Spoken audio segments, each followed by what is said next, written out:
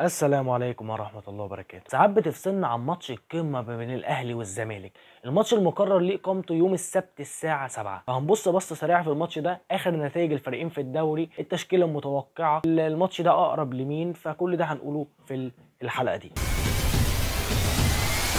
فبسم الله الرحمن الرحيم، نبدا باخر نتائج الفريقين في الدوري. لو جينا بصينا على الاهلي هنلاقي ان الاهلي اخر 4 ماتشات عامل اداء قوي وكسبهم كلهم. اول ماتش لعبناه قدام مودرن وكسبنا 3-1، تاني ماتش كان قدام بتروجيت وكسبنا 2-1، وبعدين كسبنا المحله 1-0، وبعدين اخر ماتش سحقنا الاسماعيلي ب4-0. لكن لو جينا بصينا على الزمالك اخر 4 ماتشات هتلاقي ان النتائج متذبذبه. يعني مثلا لاعب بيراميدز وخسر 3-0، بعدين لعب الاسماعيلي وكسب 2-0، وبعدين لعب فاركو وكسب 1-0، وبعدين لاعب بتروجيت واخر ماتش قدام بتروجيت ده اتعادلوا 1-1. طب ده ليه دلاله ان الاهلي هيكسب الماتش؟ الاجابه لا. ماتش القمه هيفضل هو اهم واصعب ماتشات الموسم، لان هو ملوش معايير ولا ثوابت، وعموما الكوره ما فيهاش ثوابت، فيا ريت ما نمشيش ورا نغمه ان الماتش خلصان للاهلي ولا الزمالك انتظروا سكور ولا الكلام ده كله، او حتى الاهلي هينزل يركب الماتش عشان هو الافضل الفتره اللي فاتت، لان الماتش ده ملهوش اي توقع، وده لازم يكون موجود كسوشيال وجمهور ان الماتش ده مش سهل، ويكون موصل الفكره دي للعيبه ان الماتش ده ما ينفعش التهاون فيه ابدا. طب هل الماتش ده هو ماتش الدوري بالنسبه للاهلي؟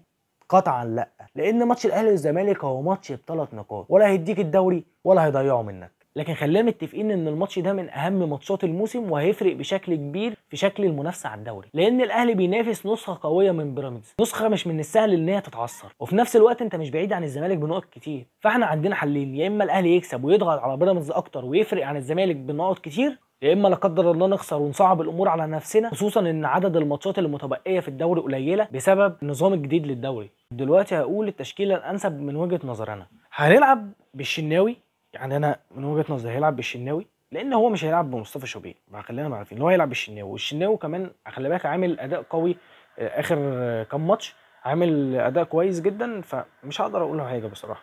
انا بحب شوبير بس مش هقدر اقول حاجه لان الشناوي عامل اداء كويس. بعدين هيلعب بالشمال دبيس، لان انت في غياب يحيى عطيه الله ربنا يرجعه بالسلامه، وعلي معلول لسه ما جهزش بشكل كبير، ربنا يرجعه بالسلامه علوله طبعا، فهيلعب بالدبيس تمام، والدبيس كويس يعني. طب الدفاع هو هيلعب برامي ربيعه، رامي ربيعه كده كده ثابت معاك.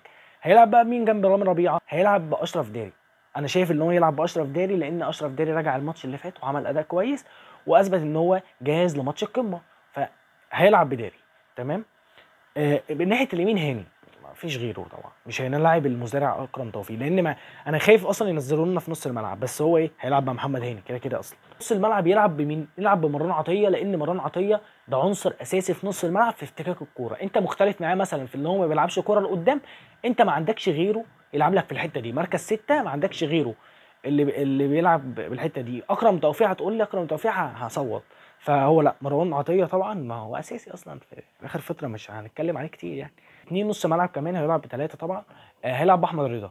احمد رضا انا شايف ان هو يلعب باحمد رضا، لان احمد رضا طبعا احنا شفنا لمساته، لعيب بيلعب السهل في نص الملعب، لعيب بص يحسسك ان الكره سهله في رجله، ويلعب لعب مباشر على الجون، بيعمل تمريرات حاسمه. شفت الباص اللي عمله الامام عاشور الماتش اللي فات، الكره اللي ضاعت دي زعلت عليها جدا بصراحه، كان عامل اسيست حوار يعني، والجون اللي جابه كان جون كويس، فيلعب احمد رضا. طب السؤال بقى مين نص ملعب الثالث؟ نص الملعب الثالث في غياب قفشه، لان القفشه ربنا يقومه بالسلامه هو عنده شد في السمانه، فجاله شد في السمانه وهو في التمرين، فهيلعب بمين؟ هيلعب بكوكا. انت شايف ايه؟ انا شايف ان هو هيلعب بكوكا، لكن انا يا رب يا رب ما يلعب اكرم توفيق، يا رب يا رب، بص من عندك يا رب ما يلعب باكرم توفيق، لان لو لعب اكرم توفيق مش هنتفرج على الماتش. الثلاثه اللي قدام هم 2 ثابتين وواحد في خلاف، فالاثنين الثابتين هو امام يا جدعان، هداف الدوري وهداف الاهلي واكتر مساهمه في الاهلي في الموسم ده، فهو امام هيلعب، واعتقد ان هو هيفرق معانا في الماتش ده بشكل كبير وهيجيب جون ان شاء الله. الناحيه الثانيه الشحات، ماشي مشي نفسك بالشحات لغايه لما اشرف بن شرقي يجهز، لغايه لما تريزيجيه يجي ان شاء الله في كاس العالم، فمشي حالك بالشحات لغايه دلوقتي، احنا صابرين عليك لغايه دلوقتي يا شحات، ارحمنا وحياه امك. بص الناس على القهوه بقت شيعه من كتر ما بتقول ارحمنا يا شحات. طبعا راس الحربه فيه خلاف كتير، ناس شايفه ان وسام يلعب، وشايف الناس ان جراديشار يلعب. انت شايف مين يلعب؟ انا شايف ان جراديشار يلعب. جراديشار هو اللي بيلعب اخر الفتره وهو الاجهز، فهو يلعب الماتش ده، وسام ابو علي ينزل بديل في الشوط الثاني. وخلي بالك ممكن يقسمها عادي، ممكن مثلا يلاعب وسام جناح وجراديشار مهاجم او العكس. فدي خلي بالك لو لعبوا هما الاثنين مع بعض شغل عالي يعني. فكده دي تشكيله الاهلي بالنسبه لوجهه نظري انا. فهل كولر يلعب بيها؟ مش عارف، هو فيها كام لعيب خلاف. ويا رب اكرم توفيق، اكرم توفيق يا رب ما يلعب يا رب. بالنسبه لتوقعاتي للماتش او امنياتي للماتش ان الاهلي يكسب، وده ان شاء الله يحصل. الاهلي ان شاء الله يكسب 2-0 باذن الله. بس بص، لو الاهلي جاب جون في اول ربع ساعه الماتش هيفتح معايا، يعني ممكن تلاقي 3-4 وممكن تلاقي نتيجه اكبر من كده كمان.